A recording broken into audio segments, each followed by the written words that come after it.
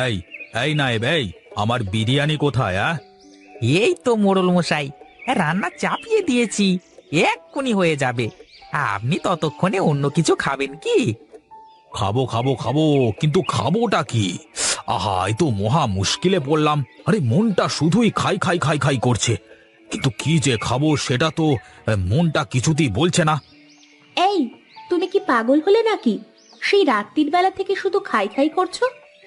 এই এই কানের কাছে ঘ্যাঁচ ঘ্যাঁচ না করে যাও দেখি, আমার জন্য লুচি বানিয়ে নিয়ে এসো। যত সব। এই না বললে তুমি বিরিয়ানি খাবে, আবার এখন লুচি কেন? তোমাকে যা বললাম তাই করো, বেশি কথা বলো না তো। তোমার পেটে কি রাক্ষস ঢুকেছে নাকি? সারাক্ষণ খাই খাই করো। আহ গিন্নি, বেশি কথা না বলে তাড়াতাড়ি আমার জন্য গরম গরম লুচি আর তরকারি নিয়ে এসো। পোড়া কপাল আমার, সকাল থেকে 7 পদ রান্না করে ফেললাম, কিছুই যেন তার মুখে রোচে না। কি বিপদে যে পড়লাম।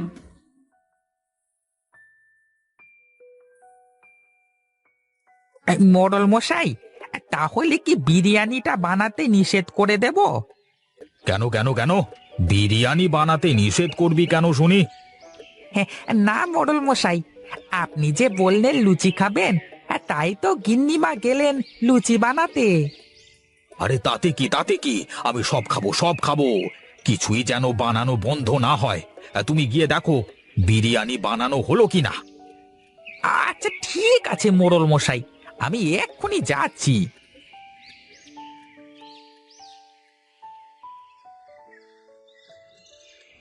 কই গো গিন্নি, কোথায় গেলে? তাড়াতাড়ি করে দুটো খেতে দাও তো দেখি, অনেক ক্ষুধা পেয়েছে আমার। এই তো দিচ্ছি গো দিচ্ছি, একটু সবুর করো, আমার রান্না প্রায় হয়ে এলো। কত বেলা হয়েছে দেখেছো? আমাকে মোড়ল মশাইয়ের বাড়িতে দুপুরে রান্না করতে হবে তো। 2 মিনিট বসো, আমার হয়ে গেছে প্রায়। এই মেয়ে লোকটাকে নিয়ে একদম পারি না, কখন যে কি করে কে জানে। একটা দিন সময় মতো রান্না করে দেবে না, কি যে করি গিন্নিটাকে নিয়ে। এই নাও, গরম গরম বেগুন ভাজা আর ডিম ভাজা খেয়ে দেখো, অনেক ভালো লাগবে তোমার। সকালবেলায় একটু ঝোল তরকারি করতে পারলে না? এই সকাল করে শুকনো খাবার কি করে মুখে রোচে বলো দেখি। ঘরে তো বাজার শেষ, আমি কি করব বলো তো? ও, তাহলে এক কাজ করো, বাজারের ব্যাগটা আমাকে দিয়ে দাও, দেখি আসবার সময় বাজার করে নিয়ে আসবো। তা দিচ্ছি, তুমি আগে খেয়ে নাও তো দেখি।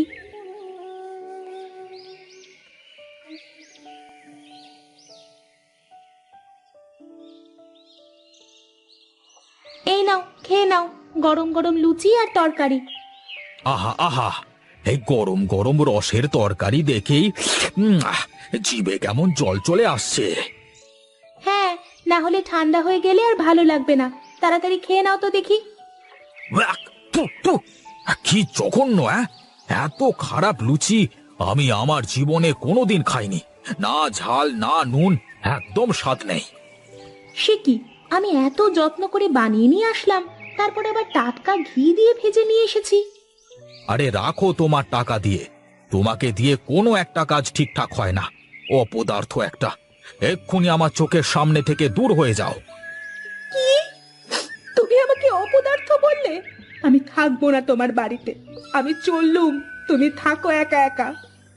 আরে আরে, শোনো গিন্নি, আরে কোথায় যাচ্ছ? শোনো শোনো, একবারটি শোনো, আমার মুখ ফসকে বেরিয়ে গেছে, আমি আসলে ওভাবে বলতে চাইনি। যেভাবেই হোক বলেছো তো, এখন থাকো তুমি, আমি চললাম।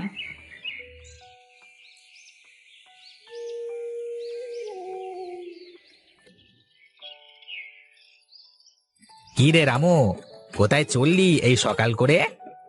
কোথায় আর যাবো গো রামু দাদা, এই যাচ্ছি আমার যা কাজ সেটাই করতে।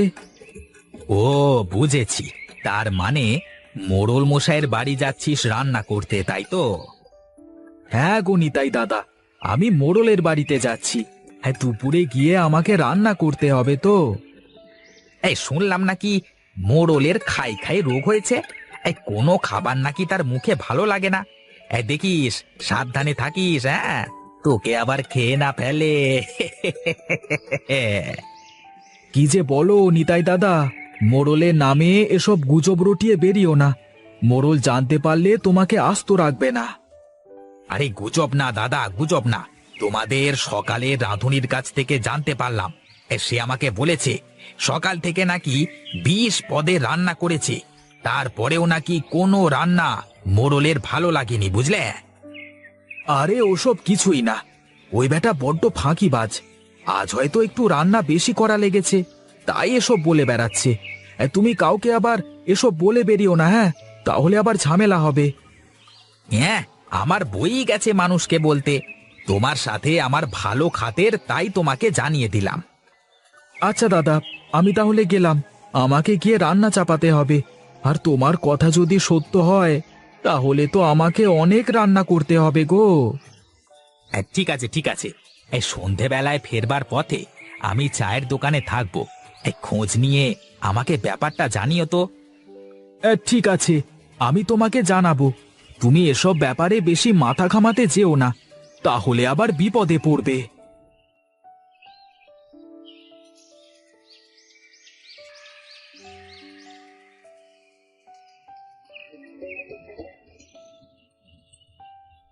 নিন মোড়ল মশাই, একবার খেয়ে দেখুন বিরিয়ানিটা কেমন হয়েছে। এইটা পাঁচুর বিরিয়ানি, একবার খেলে এর স্বাদ সারা জীবনেও ভুলতে পারবেন না। সত্যি বলছো? আরে খিদেতে তো একদম পেটের মধ্যে ছুঁচোগুলো দৌড়াদৌড়ি করছে, কিন্তু কোনো খাবার যে মুখে নিতে পারছি না। সব কিছুর বিশ্রী স্বাদ, কেউ একটু ভালো মতো রান্না করতে পারে না। নিন মোড়ল মশাই, বিরিয়ানিটা একবার খেয়ে দেখুন, নিশ্চয়ই আপনার কাছে ভালো লাগবে।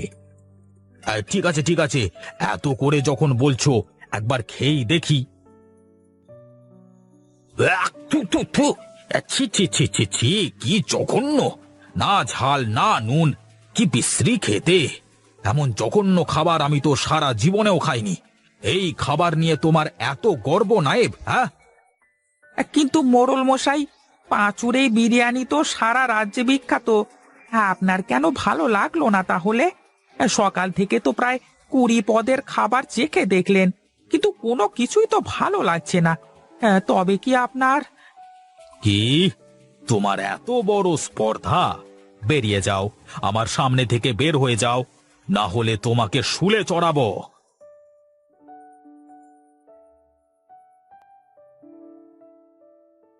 আসতে পারি গিন্নিমা? কে রামু? এসো এসো, আমি তোমার কথাই ভাবছিলাম। তোমার মোড়ল কাকার যে কি হয়েছে, কোনো খাবার তার মুখে ভালো লাগছে না, আমাকে পর্যন্ত বকে তাড়িয়ে দিয়েছে। ও, তার মানে আমাকে নিতাই দাদা যা বলল তার সবকিছুই ঠিক। তুমি কি এত ভাবছো রামু? তুমি আমাকে বাঁচাও, এমন কিছু রান্না করো যাতে লোকটার মুখের রুচি ফিরে আসে। কিন্তু আমার তো মনে হচ্ছে কোনো রান্নাতে রুচি ফিরবে না। বৈদ্যমশাইয়ের কাছ থেকে যদি ওষুধ নিয়ে এসে খাওয়ানো যায়, তাহলে মোড়ল মশাই ঠিক হয়ে যাবে। কিন্তু মোড়ল মশাইকে ওষুধ খাওয়াবে কি বলে? তার যে অসুখ হয়েছে সেটা মানতেই নারাজ। ওষুধ খাওয়ানোর কথা যে তাকে বলবে, তাকে তো শুলে চড়তে হবে। আরে ওসব নিয়ে আপনি একদম চিন্তা করবেন না, আপনি শুধু ওষুধটা আনুন, বাকিটা আমি দেখছি। হ্যাঁ নায়েব, তুমি যাও, বৈদ্যমশাইয়ের কাছ থেকে সবকিছু নিয়ে এসো। ঠিক আছে গিন্নিমা, আমি এখনই যাচ্ছি।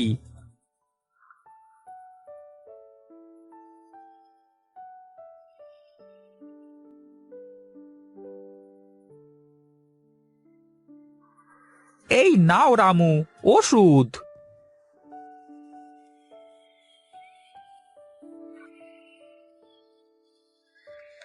তুমি এটা কি করছো? ওষুধটাকে ময়দার মধ্যে মেশালে কেন? এই ওষুধ মেশানো ময়দা দিয়ে ডিমের বড়া বানাবো। কিন্তু মোড়ল মশাই তো কিছুই খাচ্ছেন না। যদি তোমার বড়া না খেয়ে রেখে দেয়, তখন তো ওষুধে কাজ করবে না। ওসব নিয়ে আপনি একদম চিন্তা করবেন না, আমার ডিমের বড়া মোড়ল মশাই নিশ্চয়ই খাবেন। ঠিক আছে, তবে বেশি করে ডিমের বড়া তৈরি করো। মোড়ল মশাই কিন্তু খুব ক্ষুধার্ত, একবার কিছু ভালো লেগে গেলে সব খেয়ে ফেলবেন। ওসব নিয়ে আপনি একদম চিন্তা করবেন না, আপনি নিশ্চিন্ত থাকুন।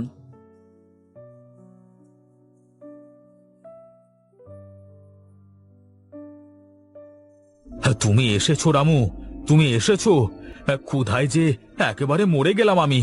দাও দাও, কি এনেছো দাও। মোড়ল মশাই, আমি আপনার পছন্দের ডিমের বড়া বানিয়েছি। হ্যাঁ হ্যাঁ, বুঝেছি বুঝেছি, মনটা এতক্ষণ ডিমের বড়া খেতে চাইছিল। দাও দাও, তাড়াতাড়ি দাও।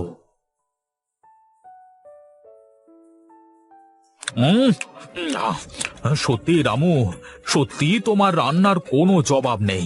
এই নাও এই নাও, ওই 500 স্বর্ণের মোহর নাও, এটাই তোমার উপহার।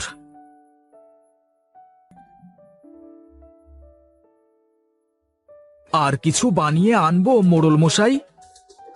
ও না রামু না, একদম পেট পুড়ে খেয়েছি, যাকে বলে গলা অবধি খাওয়া। এরা কোটি উঠছে। যাক, অবশেষে তাহলে মোড়ল মশাই সুস্থ হলেন। তা রামু, সত্যিই তোমার বুদ্ধির কিন্তু কোনো তুলনা নেই।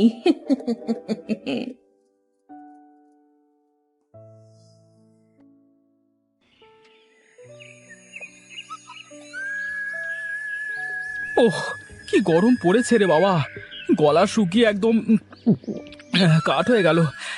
আশেপাশে তো কোনো পানির টিউবওয়েলও দেখছি না। কি যে করি বাবা। ওই তো সামনে পুকুর থেকে একটু পানি খেয়ে আসি। যাই যাই যাই যাই যাই যাই যাই।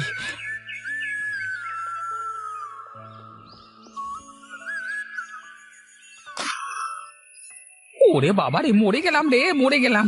এই পুকুরের পানি এত গরম। হায় রে হায়, এ কি সর্বনেশে কাণ্ড। এ তো দেখছি পুকুরের পানি টকবক করে ফুটছে। হ্যাঁ, এখন কি করব আমি? এইভাবে চললে তো দেখছি মহাবিপদ। কে মশাই আপনি পুকুরে দাঁড়িয়ে কি দেখছেন? আমার বাড়ি দূর দেশে। আমি না বহু দূর যাব, খুব তেষ্টা পেয়েছে, তাই একটু আসলাম পুকুরের পানি খেতে। এসে দেখি এই অবস্থা। হ্যাঁ মশাই, আমাদের গ্রামের সব জলাশয়ের ওই একই অবস্থা, কোথাও এক ফোঁটা খাবার পানি নেই।